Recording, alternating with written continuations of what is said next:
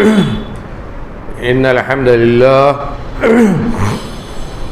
نحمده ونستعينه ونستغفره ونعوذ بالله من شرور أنفسنا وسيئات أعمالنا من يهده الله فلا مضل له ومن يضلله فلا هادي له وأشهد أن لا إله إلا الله وحده لا شريك له وأشهد أن محمدا عبده ورسوله أرسله بالحق بشيرا ونذيرا بين يدي الساعة من يطع الله ورسوله فقد رشد ومن يعصيهما فإنه لا يضر إلا نفسه ولا يضر الله شيئا.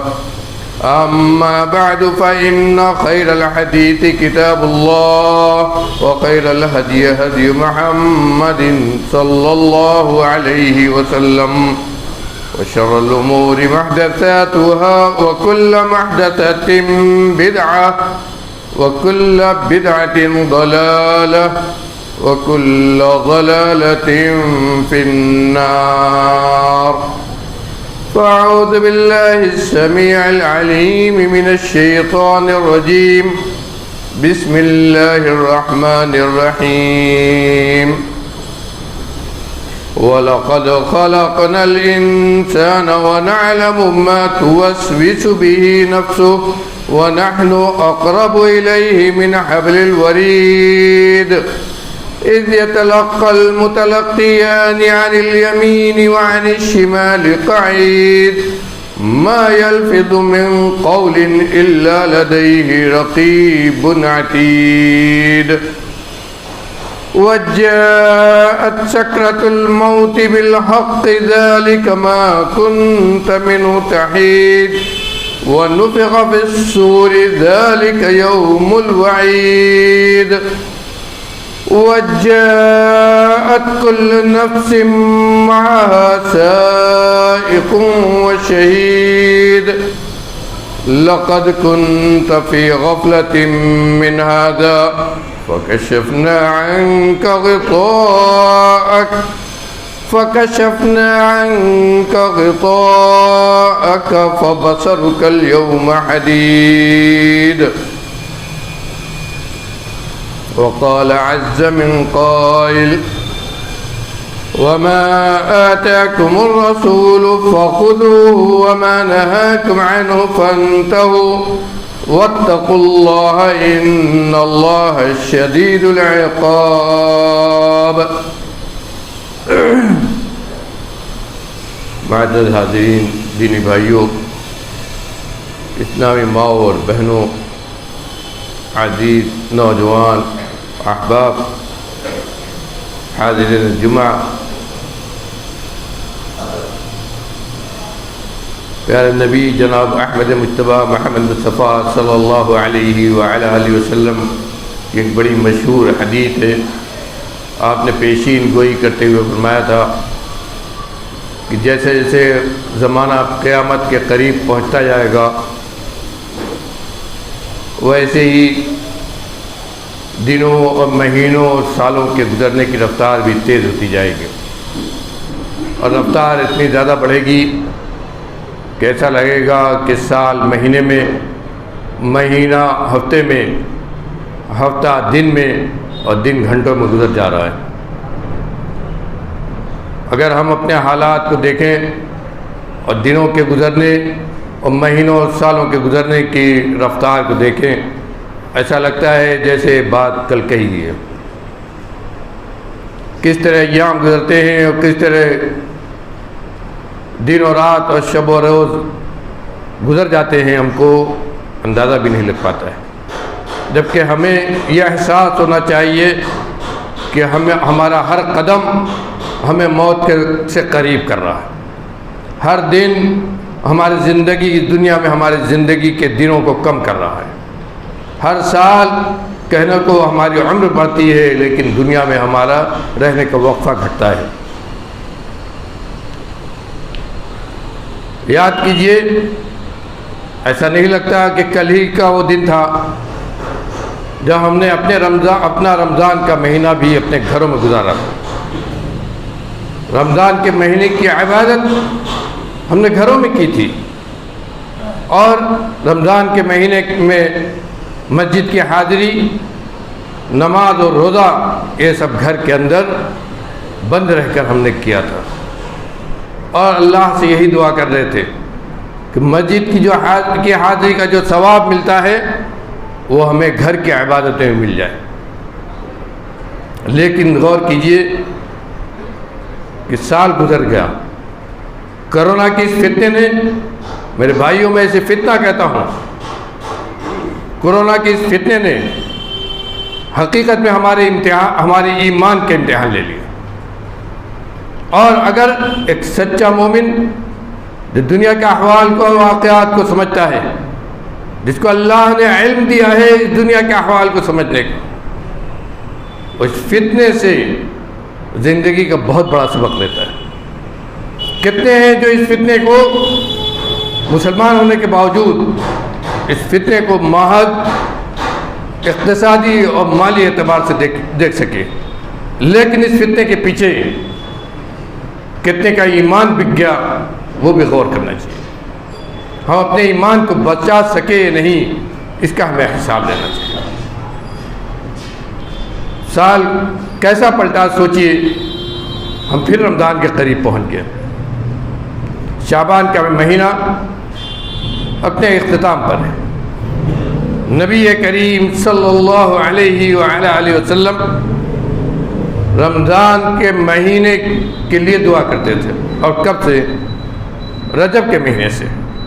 رجب کے مہینے میں آپ دعائیں پڑھنے لگتے تھے، اللہم بارک لنا فی رجب و شعبان وبلغنا رمضان. اے اللہ رجب اور شعبان، غور کیجئے، رمضان سے پہلے 2 مہینہ بچا، رجب اور شعبان. کہتے تھے اے اللہ رجب اور شعبان کے مہینے میں ہمارے لیے برکت دے. برکت کس چیز کی؟ زندگی کے دن رمضان تک پہنچے اور رمضان نصیب ہو. اسی لیے کہتے ہیں بلغنا رمضان، اور ہمیں رمضان کے مہینے تک پہنچا دے، رمضان کی عبادتیں نصیب ہو جائیں، رمضان کا روزہ نصیب ہو جائے، رمضان کی نماز نصیب ہو جائے. تو 2 مہینہ پہلے سے دعا کرنے کا کیا مطلب ہے؟ یعنی ہماری عمر میں ایسی برکت دے کہ ان 2 مہینوں میں عبادت کرتے کرتے ہمارے اندر عبادت کا وہ جذبہ ہو کہ جب رمضان میں پہنچے تو رمضان کے لیے ہم تر و تازہ ہوں. رمضان کی فکر 2 مہینہ پہلے سے آپ کو ہوتی تھی.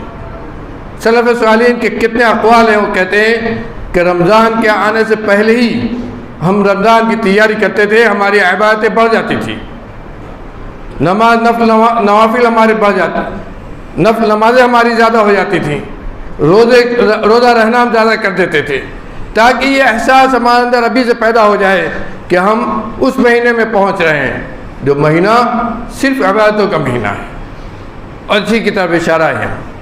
وبلغنا فی رمضان، آپ رمضان کے لیے دعائیں کرتے تھے کہ اللہ رمضان کا مہینہ میں نصیب کر کے. وہ کسی کو نہیں معلوم. اور آج جو حالات ہیں اور جس طرح موتیں ہو رہی ہیں، اس میں تو آدمی کو اور یہ سوچنا ہے کہ معلوم نہیں کہ کل رمضان ہے تو ہم کل تک زندہ رہیں گے کہ نہیں رہیں گے. اس لیے یہ دعائیں کرنا بہت ضروری ہے میرے بھائیوں. ایمان کا تقاضا ہے کہ یہ بھی دعا کرتے رہے ہم کہ اللہ ہماری عمروں میں ایسی برکت عطا کر کہ ہم رمضان تک پہنچیں اور رمضان کی عبادتیں ہمیں نصیب ہو. اس لیے کہ آپ اور ہم برابر رمضان کے فضائل سنتے رہتے ہیں. رمضان کی عبادتوں کا جو اجر ثواب ہے سال کے پورے مہینے میں اتنا جو ثواب کسی بھی دن اور رات کا نہیں ہے. اور یہی وجہ ہے کہ آپ شعبان کے مہینے میں نبی کریم صلی اللہ علیہ وسلم کی سنتوں کو پڑھیے، حدیثوں کو پڑھیے. شعبان کے مہینے میں آپ سب سے زیادہ روزہ رہتے تھے.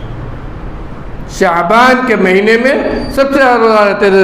نفل روزہ کی ہمارے ہاں سے عادت ہی ختم ہو چکی ہے. وہ روزہ جن کا ثواب زیادہ ہے، جو سنت مؤکدہ جنہیں کہنا چاہیے، وہ روزہ تو ہم قاعدے سے رکھتے نہیں، تو نفل روزے کیا رکھیں گے؟ اس مہینے میں آپ اتنا روزہ رہتے تھے.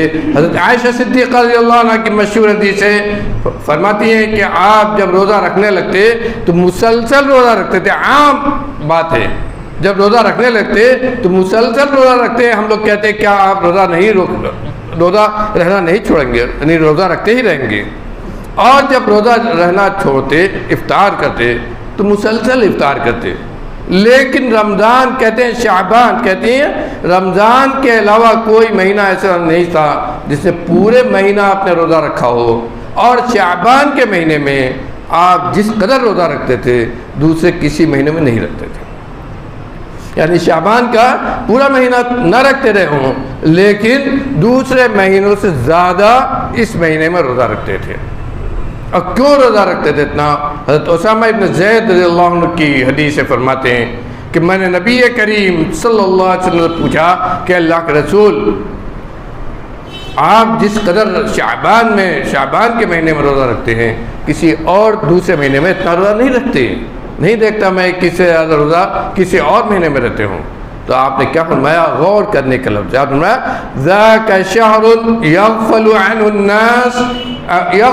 الناس بین رجب بین آپ نے فرمایا کہ یہ وہ مہینہ ہے، یہ وہ مہینہ بین رجب و رمضان. کہا کہ شعبان کا مہینہ وہ مہینہ ہے جس سے بہت سارے لوگ غافل رہتے ہیں. بہت سارے لوگ اس سے غافل رہتے ہیں. یہ کون مہینہ ہے؟ رجب اور رمضان کے درمیان کا، یعنی شعبان کا مہینہ. اور کیوں روزہ رکھتے تھے؟ کہا کہ یہ وہ مہینہ ہے جس میں ترفع فیہ اعمال الناس الی رب العالمین. کہا یہ وہ مہینہ ہے جس میں لوگوں کے سال بھر کے اعمال اللہ کے ہاں پیش کیے جاتے ہیں.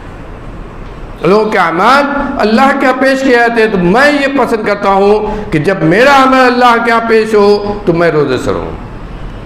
غور کیجیے سنت نبی اور اس کی علت.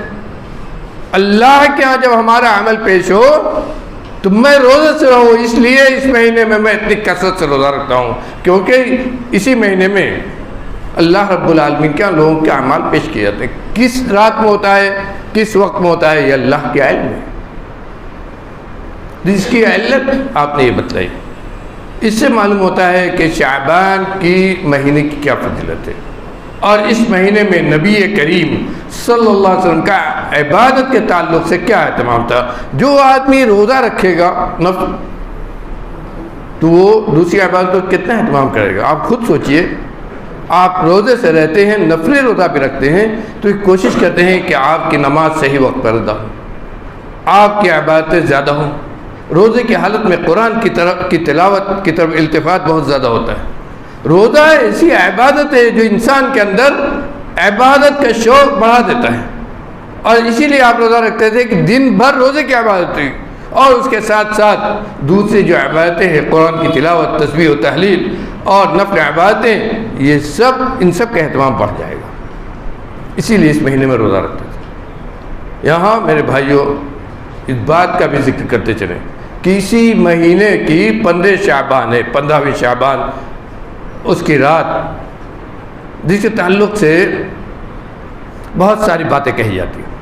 ہمارے کچھ احباب ہیں جو سمجھتے ہیں کہ اس رات میں 15ویں شعبان کی رات جو ہے اس میں کچھ فضیلت ہے. حقیقت میں علماء حدیث ہندوستان میں ان کے درمیان ہی اختلاف ہے.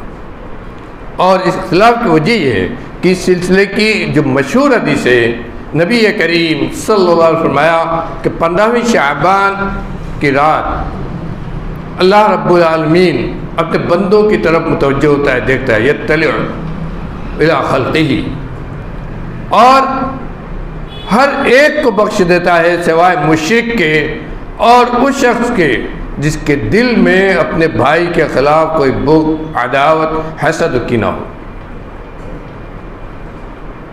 یہ حدیث ہی سب سے زیادہ مشہور ہے اور اسی حدیث پر زیادہ لوگوں نے اعتماد کیا ہے. اس رات کی فضیلت، عام فضیلت، اس رات کے تعلق سے عبادت چھوڑ دیجئے، صرف عام فضیلت کو ثابت کرنے کے لیے اسی حدیث پر عام طور پر اعتماد کیا ہے اور دوسری سندوں سے اس حدیث کو تقویت پہنچانے کی کوشش کی ہے. حالانکہ سب مانتے ہیں کہ حدیث مرسل ہے، ضعیف ہے، لیکن دوسری اور سندوں سے بھی ہے، اس لیے اس کو کچھ علماء نے صحیح مانا ہے۔ چنانچہ شیخ الحدیث مولانا مبارک پوری رحمۃ اللہ علیہ اپنی مشہور کتاب مرآت المفاتیح میں لکھتے ہیں کہ تمام اس کی سندوں کو اکٹھا کرنے سے یہ لگتا ہے کہ کچھ نہ کچھ اس کی حقیقت ہے، اس لیے اس رات میں کچھ زیادہ عبادت کرنے کا اہتمام کرنا چاہیے۔ کوئی خاص عبادت نہیں لکھی ہے، کوئی خاص عبادت نہیں لکھی ہے، اور نہ کوئی خاص عقیدے اور ایمان کے ساتھ کوئی عبادت کرنے کا ذکر کیا ہے، بلکہ یہ کہا ہے کہ کچھ زیادہ عبادت کر لینی چاہیے۔ لیکن حقیقت یہ ہے، دوسرے بہت سارے علماء، شیخ البانی نے بھی اس حدیث کی تصحیح کر دی ہے، اس حدیث کو حسن کہہ دیا ہے، لیکن دوسرے بہت سارے متقدم پچھلے علماء یعنی ائمہ رجال محدثین اور اس زمانے میں بھی بہت سارے علماء اس بات کی طرف گئے ہیں کہ تمام تر شواہد و متابعات کے باوجود یہ حدیث قابل قبول نہیں ہے، یہ حدیث قابل قبول نہیں ہے، اور یہ اصول ہے محدثین کے ہاں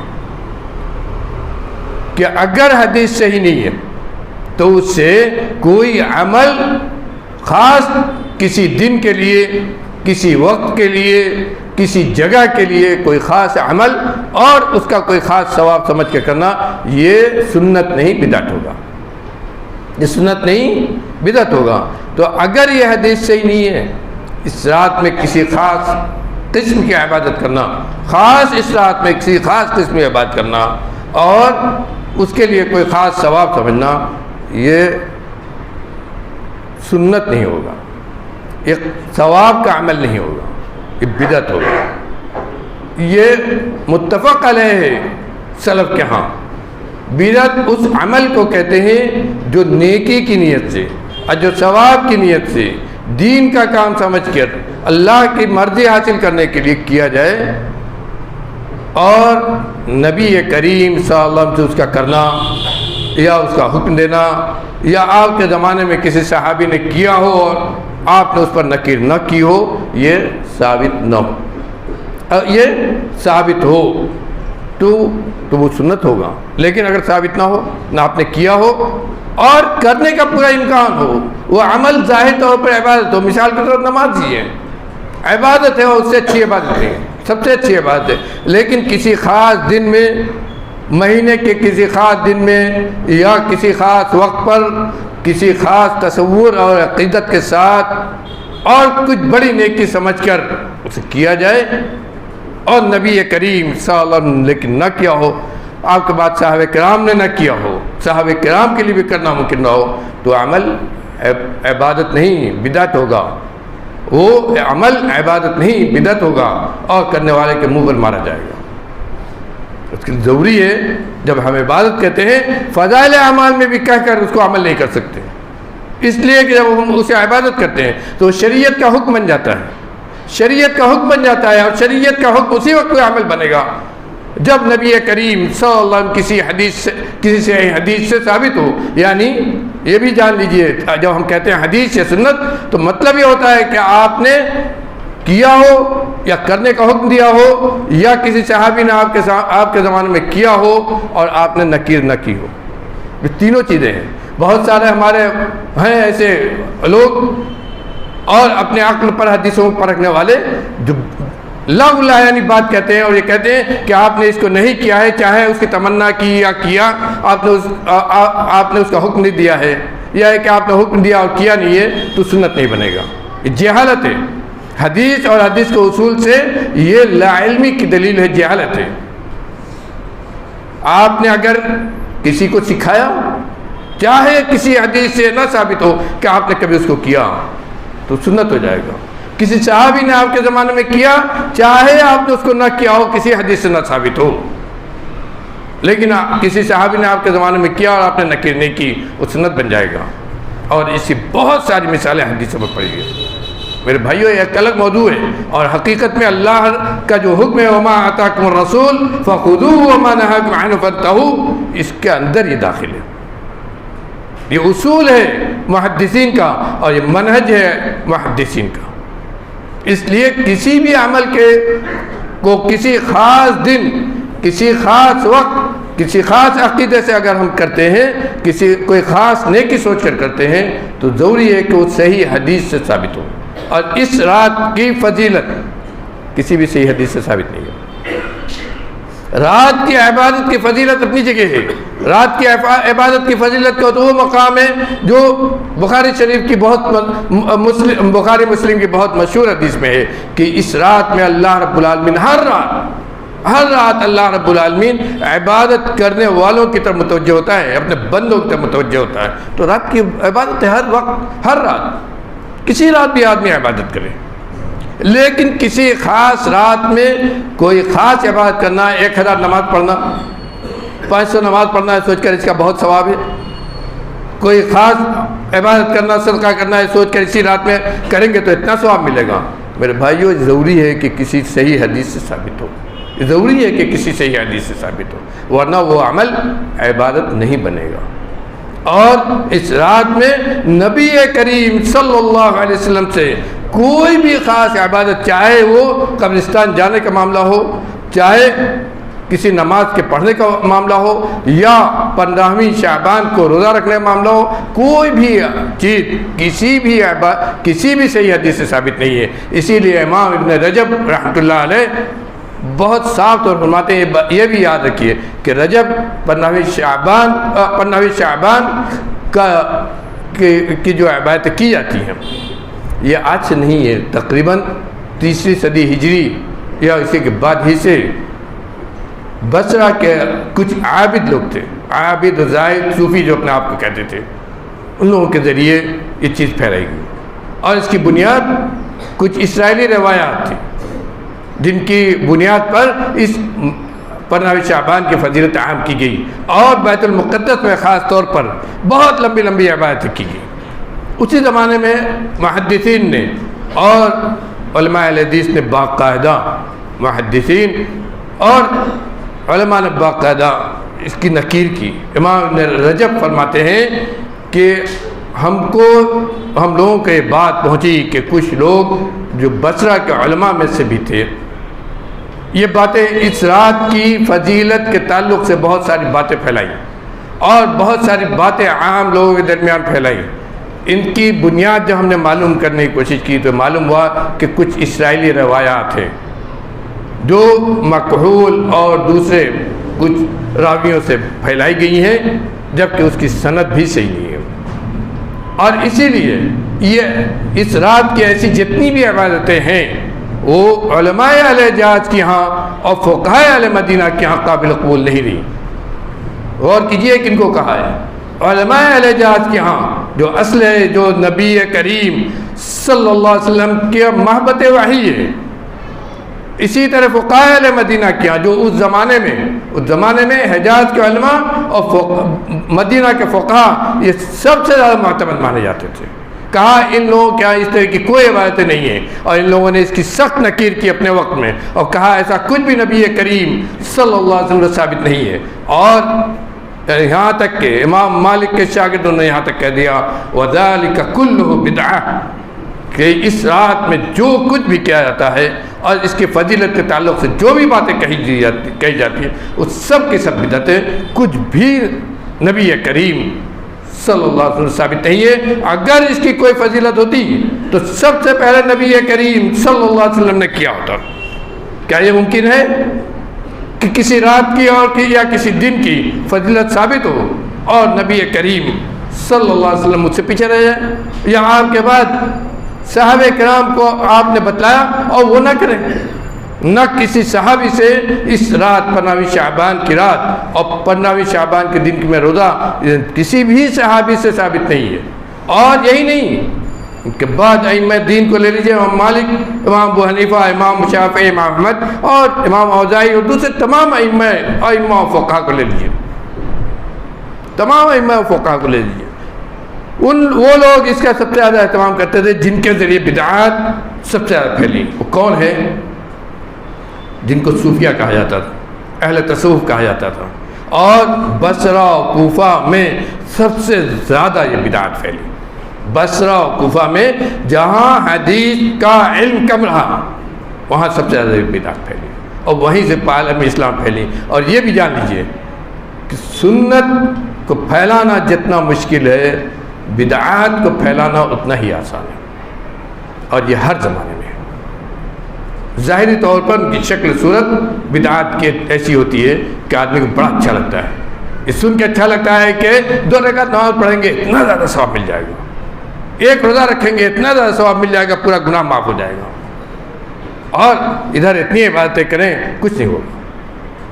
خوشنما بنا کر بدعات کو دکھایا جاتا ہے، اور اسی لیے بدعات ہر زمانے میں اتنی تیزی سے پھیلتی ہیں جتنی تیزی سے سنت نہیں پھیلتی ہے، اس لیے وہ سادہ لگتی ہے، اس کے بارے میں زیادہ کہا نہیں جاتا ہے، اس کی شکل ہی بہت سادی شدہ ہوتی ہے، اس لیے دل کو لگتی ہی نہیں۔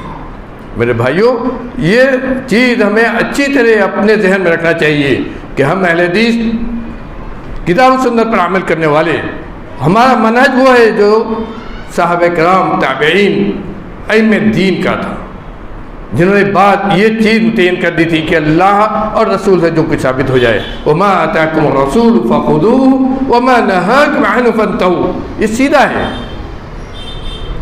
اللہ اور رسول نے جو دیا وہی ہمارا منہج ہے، اور جس سے روک دیا اس کو ہم نہیں کر سکتے۔ اس کے لیے ضروری ہے کہ صحیح حدیث سے وہ چیز ثابت ہو۔ اللہ تعالیٰ سے دعا ہے کہ ہم کو نیک عمل کی توفیق دے، بدعات سے بچنے اور بدعات سے نفرت کرنے کی ہمیں توفیق عطا فرما دے، ہمارے دلوں میں بدعات سے نفرت پیدا کر دے، ہم کو سنت پر عمل کرنے والا، سنت کے مطابق اپنی زندگی گزارنے والا، نبی کریم صلی اللہ علیہ وسلم کی سنت سے محبت کرنے والا بنا دے۔ رب العالمین دنیا جب تک زندہ رکھ، اسلام پر قائم رکھ، اور جب یہاں سے جانے کا ہمارا وقت آئے، ہم یہ سانس ٹوٹنے کا وقت آئے، ہماری زبان پر تیرا کلمہ لا الہ الا اللہ ہو، وما علینا الا البلاغ۔